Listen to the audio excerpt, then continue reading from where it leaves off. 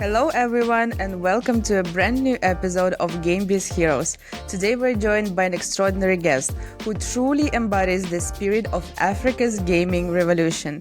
He is the lead growth manager at Carry1st, the continent's top mobile games publisher, where he leads the vibrant tribe community, now over 450,000 strong. From driving record-breaking growth to organizing game-changing events like Carry1st African Cup, he's been at the center of connecting and celebrating Africa's gaming talent on a whole new level. A passionate advocate for inclusivity, he is dedicated to empowering the next generation of game changers and fostering communities where everyone can thrive. And if you know him, you've probably heard his favorite motto, always carry first. Please join me in giving a warm welcome to the brilliant Dominion. Perfect. Hello, everyone. My name is Dominion, but most people call me Dom. I am Nigerian and I have been working in the games industry closing in on 6 years now. I currently work as a lead growth manager at this awesome company called Carry1st, where our job is to scale awesome content across Africa and emerging markets by solving hard problems. Yeah, that's basically it. And what sparked your love for gaming and community building? Essentially, I've always been a gamer. I've been playing games from a very young age. My younger brother and I have shared a ridiculous number of hours on NBA 2K and on Assassin's Creed.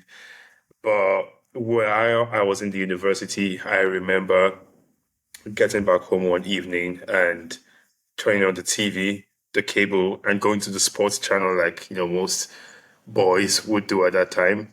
And for the first time in my life, I saw a gaming tournament happening. It was CSGO, so it was a CSGO 2014 final or something thereabouts. And it was this huge stadium with people, it's packed out. Folks are just like chanting and shouting and engaging in this amazing tournament.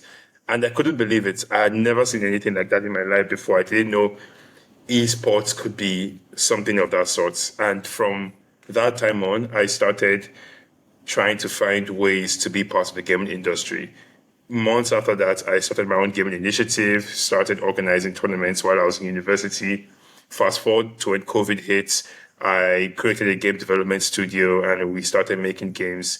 And onwards from that, I started working with a couple of other gaming companies. So it's honestly just started that evening at my parents' house, I guess. And what was your favorite childhood game? Oh, this is a tough one. This is a very tough one. Why? Because I had so many I liked, and it's all in phases, right? So it's like there's a favorite game for almost every part of my childhood. But if I go further back a bit, I think further back is an irony. But if I go back a bit, there's a game called Real Football, right? Okay. And it was when, the like Nokia phones were a thing, the Java phones, Java games and all of that. So there was a game called Real Football. And I remember absolutely loving that game because then the two football games you could play were on that kind of phone were Pro Evolution Soccer and Real Football. And Pro Evolution Soccer had this regular horizontal football pitch that you would normally see in every football game. You're playing from left to right and right to left. But Real Football they did this weird design to them where they sort of like angled the football pitch a bit. It was like at an angle 30 or 45 where you're running like up and right or you're running like down and left on the phone screen. And it was a weird angling for me because the angling allowed the players to look like bigger, almost in 3D, even for a game, that was that old on the phone like that. So I think that was my first introduction to understanding game design and level design. And it made me fall in love with the game and how they decided to take this different approach to a game as conventional as football. And how do you feel about FIFA? What would you choose right now to play that game or FIFA? I mean, obviously, I'm not playing real football anymore. But I'll tell you something though. For a long part of my life. So you see, it's about phases, right? So when I went to the university, obviously most folks weren't playing games on the mobile phone again. Everyone had like a console or a PC or something of that sort. Now, when you come over to console, the two big football games were FIFA then, and now it's called EAFC, but FIFA then, and still, it's Pro Evolution Soccer. No, it was called, yeah, it was called Pro Evolution Soccer. I'm right. I'm correct. Now it's called eFootball, right? Because they keep changing these names. But it was FIFA versus Pro Evolution Soccer. And the funny thing is, for a long time, I actually was on the side of Pro Evolution Soccer. That's my favorite football console game. Then I eventually switched over to FIFA, which is now called EAFC, which is the only football game I'll touch. And what's your favorite game right now? Console. Marvel Rivals. By far, by far, Okay. Marvel Rivals. I'm a Punisher main, and I just enjoy shooting at other characters, finding the right flank, and all of that. Yeah, it's on console. It's Marvel Rivals. Guys, make sure to stick around until the end of the episode because I've partnered up with the top gaming conferences to bring you exclusive discounts. I'll be revealing a special promo code you don't want to miss, so stay tuned. So let's get back to the Carry First topic and your tribe initiative, right? So you have turned Yes. Carry First tribe initiative, let's say, into Africa's largest gaming community. Am I correct? Correct. Correct. Incredible. So what has been maybe the most surprising lesson that you've learned from gamers in the community? One thing that surprises me is just how much gamers appreciate being heard.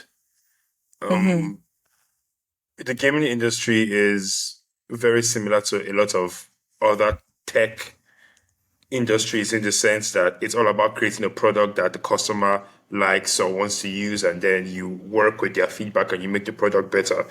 So it's always good. But what makes the games industry stand out is the customers are way more passionate about the product than what you see in other places. So because of the passion that these customers have, I've seen firsthand how actively listening to community members and doing things that they request for buys their loyalty for years. There are community members that started Tribe when we initially launched in 2022 that are still in the community active to date, and we still talk and discuss because they were listened to by the company. They sat down in a room. We got them to sit in a room with developers and engineers and gave feedback, and we went back and we made changes for them. We started looking for initiatives that they wanted, and they've stayed. So I think gamers reward you listening. They really, really do. And if, as a game developer, you're ever faced between choosing what the community wants versus what somebody holding a random numbers sheet tells you should do, I think you should go for the former in most cases. And this community, and just you work with a diverse audience of gamers, influencers, creators in Africa. So what is your secret to building genuine connections with such a wide variety of personalities? I don't know if I would call this a secret, right? But I think learning to speak everybody's language is extremely important. When you talk to gamers, you talk to creators, you talk to influencers, in most cases, all these people speak different languages and have different priorities when it comes to what they value or what they need at the stages they are in their career. To give you an example of this, gamers, creators, and influencers in the gaming world, right? They all play games, right? They all play games. But for the gamer, what they usually want is a better gaming experience. They want, maybe if it's a competitive game, they want more tournaments. They essentially just want to be able to connect with other people over these games. So that's what really matters to them. So when you're talking with them, you're talking about how the game is either broken or there's a character that's OP, or there is this new nerf and buff that's happened in the last patch updates and all these things. So it's more about the game itself as an experience. For the creator, the game is a tool. The game is a mechanism, right? The game is a mechanism to curate content. That is what it is to them. So with them, the language switches. It's no longer just about the ability to play the game and play evenly or play competitively. It has now switched to the ability to curate content from the game. What new things can I talk about? What is actually happening in the game in the next couple of weeks that I can use to craft out great content for people? What are the modes of the game that people actually love to play and listen to? Because as a creator, then I can go back and if I understand that more people play X part of the game or play the game in this way more than this other way. Now I want to make that kind of content so more people watch my content and all these sort of things. So with the creator, it's more about understanding the game as a vehicle or as a tool for reaching their audience. The final one is then the influencer. With the influencer, the audience is the tool, which is a weird thing because now with the influencer, they aren't just about trying to understand the game. They are trying to understand the audience in the first place that plays the game. Because the more understanding they have of this audience and the higher capture they have of the audience, now they're able to push narratives that they want to push, or they're able to get better deals or endorsements with them. Things like reputation, right? Or large companies coming in to endorse the work they do is important. So with them, it's more focused on the audience, who these people are, what do they watch, how long do they watch, and what do they want to see, and all of that. So when you break it down, I think understanding people's language and what matters to them and talking to them in that way is what's going to help you engage a diverse audience. Unless if you don't do that, a lot of people won't just get what you're saying in the community. Or with whom it's harder for you to communicate with creators, influencers, or audience like gamers? Oh my God. I hope I don't get in trouble for saying this. Um, We'll cut yeah, it if it will be really bad. I do think it's influencers. Hmm. Um, I love the community. I love the gamers, and even when it's very hard for me to communicate with them, I get it. I don't mind. I'm willing to get myself and people on my team to go through this painstaking work to communicate with these folks and um, make sure everybody understands what we're trying to build here. With the creators, I also get that as well. I think because there is this growth knowledge a lot of times in the mind of the creators, I think it works easily. On the side of the influencers, it can be tough because sometimes there's already this perspective of this is who I am, I have a brand, I'm this big. So you need to like do X and Y before you even talk to me. Hmm. And it's weird because sometimes you're trying to curate deals or campaigns that actually would also benefit this Hmm. influencer. And yeah, I think sometimes maybe some of them just like take up a lot of jobs and now they're overburdened and they're not communicating the way they should. So it does get difficult, I can't lie, but it's part of the job, I guess. Yeah, that's true. And also, the Carry First is reshaping African gaming culture, like on a global scale. And now you're lead growth manager. So you are at the forefront of that mission, I guess. So, mm, what's a moment, maybe, or accomplishment in your career so far that made you maybe step back and say, "Wow, I helped make this happen." Yeah. Help. Have you Funny had? thing is, I'll tell you one. Yeah, I'll tell you one. I'll tell you two. But one of them happened to me just yesterday, which is Mm, ridiculous. So there's one of the products we carry first that we work with called MPL, right? It's a game that blew up in India and now we are working to scale it in the Nigerian market. And I went into the actual like physical market, so the like commercial markets here in Nigeria in my city, Abuja, where I live. I've never done this before, but I decided to do it for the first time. So I went to the markets to like get get stuff. And while I was there, I was putting on an NPL shirt because anyone who knows me knows that I wear merch like all the time. I'm bad with fashion, so all I have is just like a bunch of merch in my wardrobe, and that's all I use, except when I'm going for like fancy dinners and stuff. Everything else is just merch. So I was putting on an NPL shirt, and I walked to the market. We stopped at this store to buy stuff, and the lady who is there looks at me and she's like, Did you win this shirt from somewhere? Like, did someone hand it to you?" And I then look at the shirt and I'm like, "No, no, no. I work with NPL." And her eyes just like light up, and she goes, "Oh wow, you work with NPL. I play this game so much. This and that and this," and says all these things. And this is like in the market. It's a very like local place. So I'm just surprised that the reach for something we've done has come this far, Mm. right? And you're able to just walk into a random shop and the person is telling you, "Wow, I play this game." So that's amazing. That's definitely been amazing.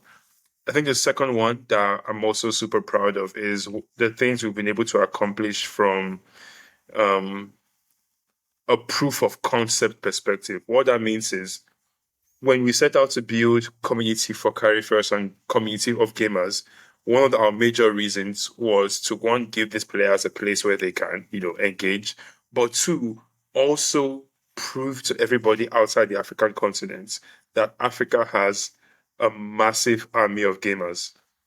It was super important to us. And when we started having this huge number of gamers in the African continent, I've visibly seen how that has changed the conversation when we speak to partners and we speak to people about doing projects in Africa. Everybody is suddenly more interested. Everybody now sees the value when they hear the huge number of gamers across these different countries.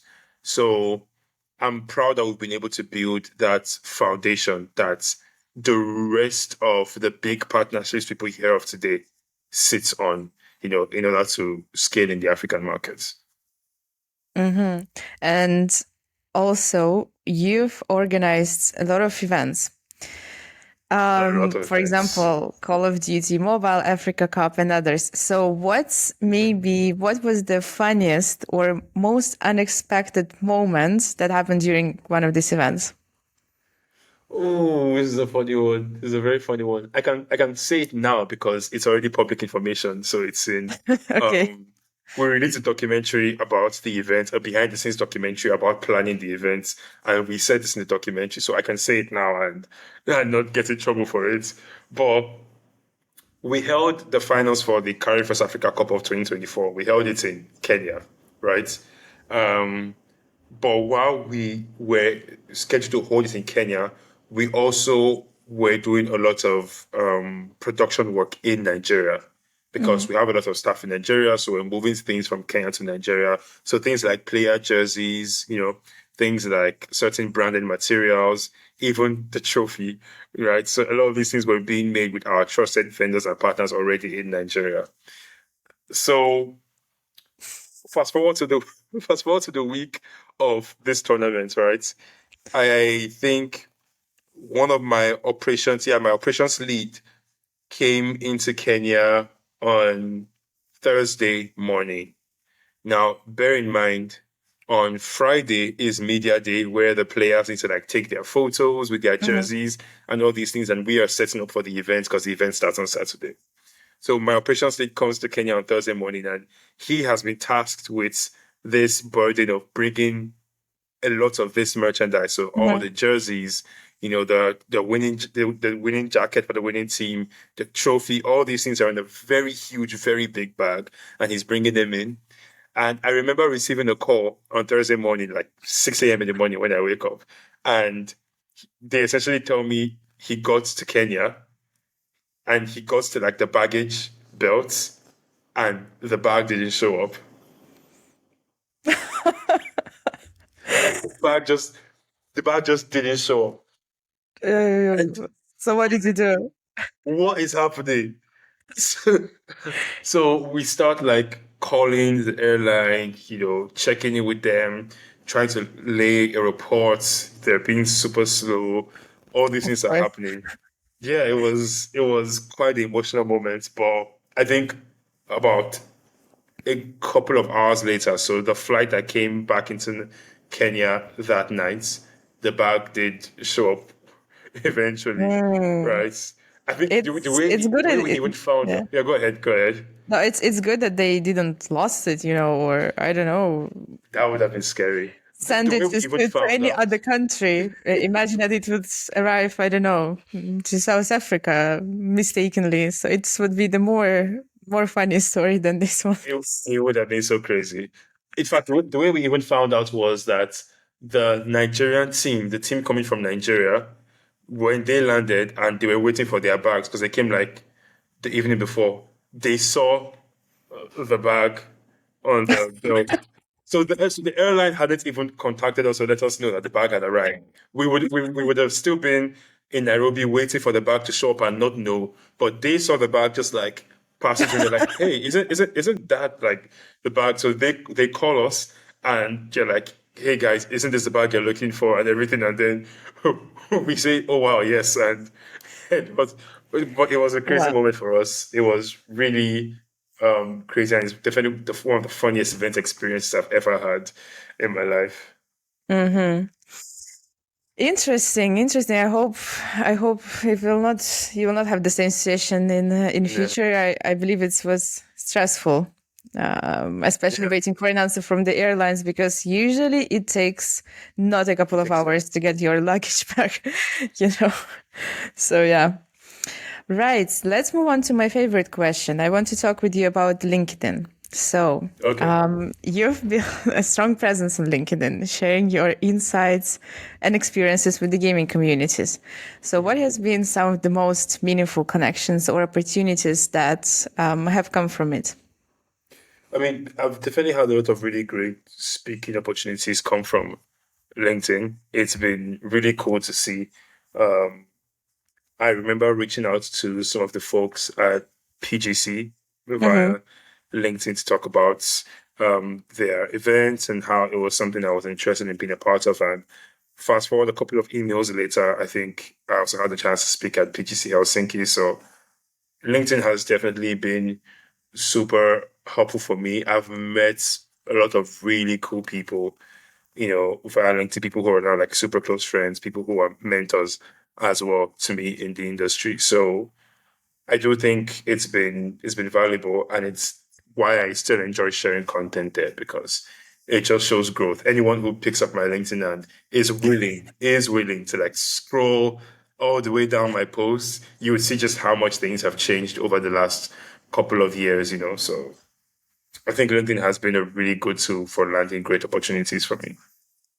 And how do you hope or trying to inspire younger generations of gamers and developers? Maybe also through LinkedIn or not only LinkedIn. Yes, this honestly has been a question that I don't want to say struggled with, but I've had to spend some time to genuinely think about because it's not the easiest to get to the gaming industry from where I've been. Yes, there are a lot of great things happening on ground now, thanks to a lot of folks who are doing amazing work, but it's still not the easiest thing. So one thing I definitely want to do is talk a bit more about my journey, which is why, Mel, like, thank you so much for this session. I hope it helps and someone sees it and they're inspired by it. But one thing I want to do is talk a lot more about my journey now and just communicate, how I got to where I am and what I've been able to do. That's one.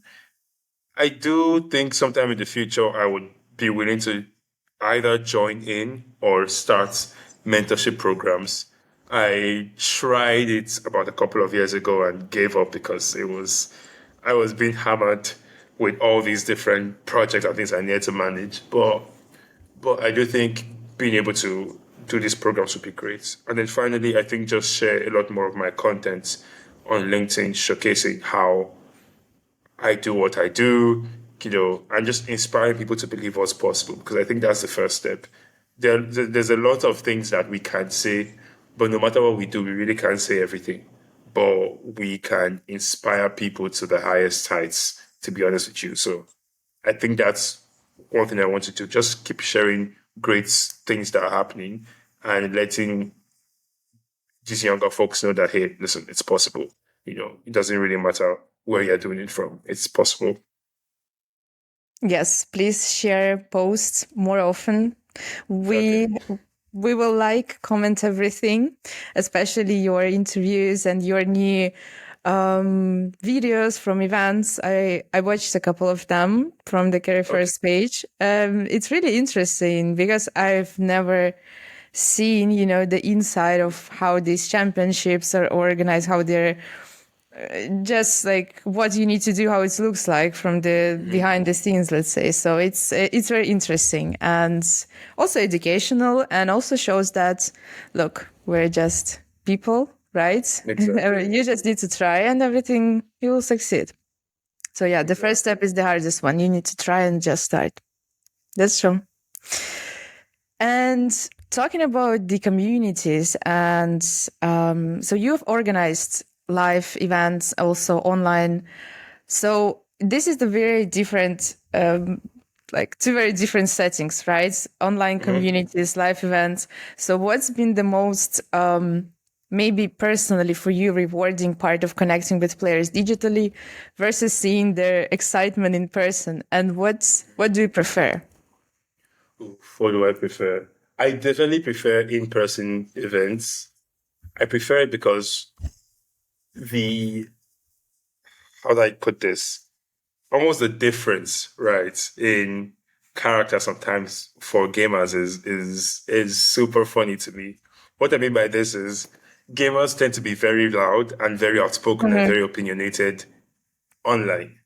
A Mm-hmm. lot of times when you get the same people to come in person and you're speaking with them, they suddenly get like very closed Shy. off and yeah, exactly. I think shy is the word. They get shy, and it's just interesting for me to see that dissonance, that difference in character. Right? It's not like I'm trying to like pick on anybody or something. It's just, oh wow, this is you. Okay, cool. But what I then enjoy is taking them to the final step, even with the live event. So what I always see is this. Let's say there's somebody, this person is online, very talkative, opinionated, saying stuff. Then you see them in person, they're suddenly like super quiet and super calm. But then when you give them the right tools and the right ingredients at the event, maybe it's some topics that they can talk about, or it's great music, or it's a place where they can play games with their friends. Suddenly they go back to that same person you met online, but now in person. And I know this because I always organize gaming events, and every time I do gaming events, I always try to look for a fun factor, that's bigger than just come and play the game. I always try to find fun factors that are very social. So it could be, hey, there's a music session where people can just like dance and listen to music, or there are like debates where people are talking about who's the better character, this character or that character. These things draw their opinion out, and all of a sudden that quiet person is talking, and I enjoy seeing that happen. I've had people walk up to me after events randomly, and they're just like, oh wow, you did this event, thank you so much. And I don't know them. They just know I put the event together, they go away, and that's it. I know people who don't go out for any other reason except for gaming events because they are not social. But the Mm-hmm. only time they are social is when they get to be with gamers. So I enjoy live community interaction for that reason. It's not like I don't like the online part. The online part has its value, especially with scale, right? You can do things at a much bigger scale. You can hold an event right now that has people from everywhere in the world joining in when it's online. So scale is the benefit that comes when you do stuff online, but genuine, meaningful connections that leave lasting memories tend to happen in person. And that's why I just tend to prefer it. And if you could go back to your first event that you organized, what advice would you give yourself, taking into consideration that you have a lot of experience now? And, I, of course, much more, things Mhm. that you knew the first time you made the first event. So, what would be the main advice that you wanted to tell yourself? Don't do it. No, it's Like, no. just don't do it, man. You're going to lose a lot of money. To give you context, my first event was, I think, in February of 2018, or somewhere Mm-hmm. thereabouts. So I just the year before, right, in December or something, I just seen the video and I'd fallen in love with gaming. So then I wanted to do stuff in gaming and I was in the university. So I teamed up with a friend of mine and organized a gaming tournament. And I borrowed what was the equivalent of about $1,000 then from my parents to put this event together. So venue, equipment, and all these sort of things. And I'd written this business plan that said, listen, when I do this event, here's how much I'm going to make. So you guys will get your money back and it's a profit and gaming is thing. Look at all these cool videos on YouTube. So all of that had happened. And then I did the event and made nothing.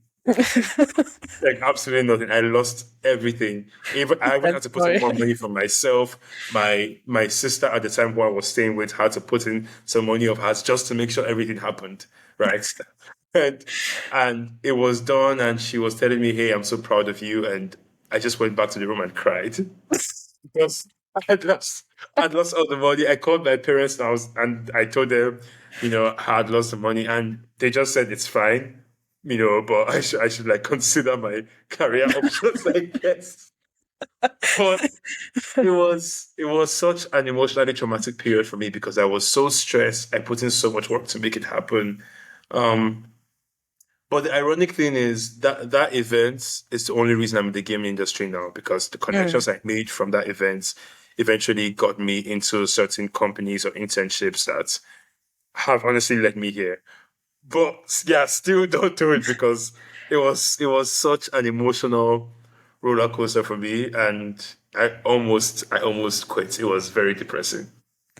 I think the advice from this story that you should give yourself is not stress too much because if you would not do it, you will be not maybe here today, as you said. Hmm. So just look at it like from experience perspective. This is my Hmm. experience. Everyone fails, and we usually learn more from fails than the successful stories, right? Successes. Yeah. Okay, if you say so, because that The was that therapeutic was session. Yes, okay. yes. If you say All so. right. Um, let's talk about the future of African gaming industry. It's Mhm. booming right now. It's growing really quickly. So, what excites you the most about the future of gaming industry in Africa? Hmm. I think two things excite me. One is on the just sheer number of how do I explain this? Companies that are turning their eye towards Africa. I think that excites me. Mhm. Everyone is suddenly realizing, okay, there's a huge market here, and these people command a significant presence when it comes to deciding what the next popular thing is for, culture. Mhm. So they're a market that you shouldn't ignore. That excites me. And I'm so happy to be part of all these projects. Like every year, the number of companies we have to work with that carry first to scale games on the African continent almost doubles in size. Like one year we do it with one company, the next year we do it with two, the next year it's with four. It just keeps getting more and more. So that definitely excites me. The second thing that excites me is on the development side. I think the technical capabilities of game developers on the African continent is only set to grow. It's only getting better and better. So people are making better and better games. And I'm honestly just here for it. I'm here to watch and see how these games scale and go global the same way African music and African movies have gone global. I think African games will do the same thing. Very nice. On this positive note, let's move on to the blitz questions that I have for you. So Let's go. the answer should be short, a couple of sentences of words as you wish. So, if your closest friends had to describe yourself in 3 words, what would they probably say? Lazy. Hmm. They would say lazy. They would say creative, and then they would say intelligence. So I think it's these three things. Hmm. And why do you think they will say that you're lazy? Because I'm a very athletic person, or at least I try to be. So I engage in a lot of sports. Like I box, I run. I'm picking up swimming now. So I do these things, but I only do them when like I want to. It's like Mm-hmm. so as, aside that I'm just not up for just doing stuff for randomness, I guess. And I'm always also just like needing to rest. I always tell people I'm tired and I want to rest. So I guess that's why. Yeah, like 9 times out of 10, if you text me and ask me how I'm doing, I'll tell you I'm tired. So it's why maybe people think I'm lazy. So I wish everyone can answer like this in the Slack of, hey, can we have jump on a call? No, I'm tired. Sorry. You know. I will. I absolutely will. Obviously not every time, but if I'm tired, I would tell you I'm tired, and yeah, just so you know. All right. And what's your guilty pleasure outside of work? So there's boxing for sure. I do enjoy doing that. It's extremely therapeutic for me. You know, That just helps you to organize events. exactly. Just imagine an annoying vendor on Yeah. boxing bag, and then where's my career? Yeah, just anyway. So boxing helps me, and then music as well. So I come from a very musical family, so we all play Mm. instruments. A lot of my siblings sing. So I do enjoy playing the guitar, writing songs on the guitar, just to take my mind off of, work. So that definitely helps me as well. So activity wise, I think it's those two things: music and boxing. So where we can find your songs? Spotify, Apple Music. Yeah, I have an album being released 2 weeks from now. It's in collaboration Really? with Spotify and Universal Music. It's Going on so tour. when wait a second. It is already released. And I'll No, no, put no, it. no, it's releasing in 2 weeks. No, but it's like, look, it's okay. We're making this interview. We will not tell when, but as we speak, as you watch this interview, probably I would include it into the description below so everyone Wow. can listen. Of course. Yeah, exactly. And we're going on tour as well, so get your tickets soon. We'll be in the city close to you. No, but it's a serious information, right? You will have an album released, or it's a joke. What? It's a joke, please. Like, what album am I? Okay, you will not find it in the description below. Sorry. You actually fell for that. Okay, wow. All right. Yes, like okay, where people can listen, how they can find you singing, how they where they can attend, I don't know, Yeah. concerts or anything, or it's just the personal stuff that you're doing for yourself and no albums, no concert tours in the nearest future. I have genuinely contemplated releasing an EP, and I might do that, but no promises, to be honest. The only places people can find songs for now is just my Instagram. And it's not like it's a song, it's just going to my stories and seeing clips of me singing at different places. And I do enjoy playing at bars here in the city where I live, Abuja, in Nigeria, on Sundays. Not all Sundays, but whenever I can. So honestly, that's it for now. But I'm sure that will change in the future. So let's see. All right. So, what's a surprising fact about yourself that maybe your colleagues might not know? This one I don't know because I tend to just say things people the way they are. For most times I consider myself to be very, very horrible at work. Why? Yeah, yeah. Okay, so you're surprised, so it means clearly this is a fact that most people don't know. But yeah, most times I consider myself to be very horrible at work. And usually it takes people around me who are able to like communicate the work I do and just guarantee me that things are going well for me to be level headed. Most times I'm just very paranoid and cynical and always trying to improve things. Mm. So it's not always the easiest to work with me. I've changed. I'm a better person now. I give myself more grace and by extension give more grace to others as well. But I just really want things to go really well. And when they don't, it's not good. Mm-hmm. And maybe what's one hobby or skill Yeah. outside of gaming that helps you at work? 100% public speaking. So Mm-hmm. I've spent a good number of years being a public speaker. I even did tournaments a couple of years ago around the country. But public speaking helps me because now I'm able to go into any room or any occasion and communicate the work I do, what I'm trying to achieve, what my team has done so far, and all these things. So public speaking plays a big role in my ability to um, not just communicate my work, but also just communicate ideas in general to the degree that I want people to understand. Um, yeah, it's been very vital. It allows me to speak to anybody and not feel shy or anything of that sort. Mm-hmm. And your favorite question, what is your favorite travel destination? Favorite travel destination? Oh, okay. I think for now it's still Cape Town for sure. Um, Mhm. I just enjoy how beautiful the city is and how much there is to do peacefully. Peacefully is an important word because a lot of places you can go to and there's still a lot of like hustle and bustle and noise. Yes, there could be traffic in Cape Town, but it's nothing crazy. It's not Lagos.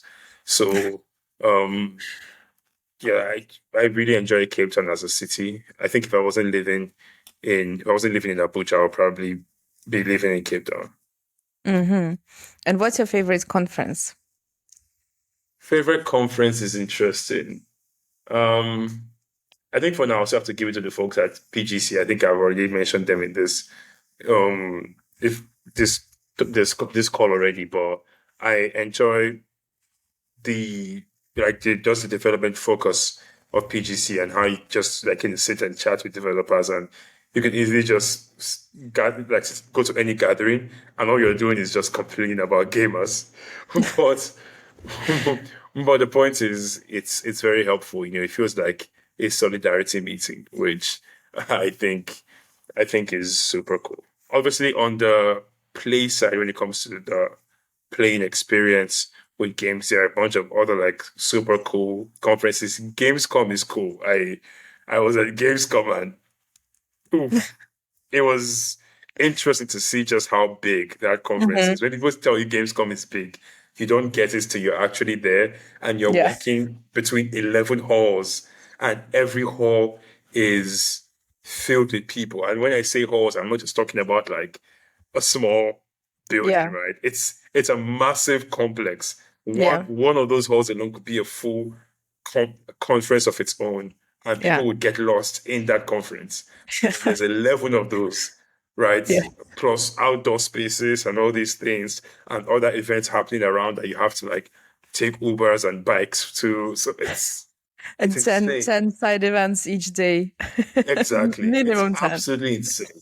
So that was cool, and I was really inspired by everything that happened at Gamescom as well. And what's the next conference where we can expect to see you? Oof, this is a tough one because plans keep changing. I know one conference I definitely want to attend is PGC in Barcelona, so I'm trying to work towards that. Fingers crossed. Um, let's see what happens. I know there's a conference that happens at the eSports World Cup, right? I think it's the new global sports conference, something like that, but it's focused on esports. So Mm. chances are probably would be there as well. So these two for sure, and then let's just keep fingers crossed for the rest, I guess. All right. And the last question that I have for you for today. So imagine that you can have a coffee tomorrow with any person from the industry, like past, present, game developer, publisher, just a person. Who would it be? And what would be the first thing that you would ask them? Yeah, this question is interesting. Yeah, you genuinely have me thinking right now. I think so. I don't know who this person is. I genuinely don't know who the person is. I just know, yeah, I just know I want to speak to whoever is in charge of community and content at the Marvel Rivals team from NetEase. Okay. So from your favorite game right now. Yes, there's a reason it's my favorite game right now. One, obviously, Marvel Rivals is as big as it is because the game itself is great. Take nothing away from the development and design. It's a great game. I enjoy playing it. But they've also been able to build this solid online community where it's almost like one of the easiest ways to grow as a gaming content creator right now is to just create Mm-hmm. Marvel Rivals content. And I Okay. know this because I've tested it as well, so I see it happen. But I don't know how they did it, and I don't. And they listen to the community. I remember, I think there was a time they wanted to like reset ranks or something. I was having a conversation with someone about this just a couple of days ago. I think they wanted to reset the ranks, and the community came out and said no, they shouldn't, and they actually didn't do it. For something as vital as that, listen to the community is a bold step to take. But whoever champions community and content at inside of that company is doing a really good job, and it will be interesting to just hear what that person's thought is towards community building and letting your community lead your development engine. Mm-hmm. Yeah, that's a good one. All right. So that's it from my side for today.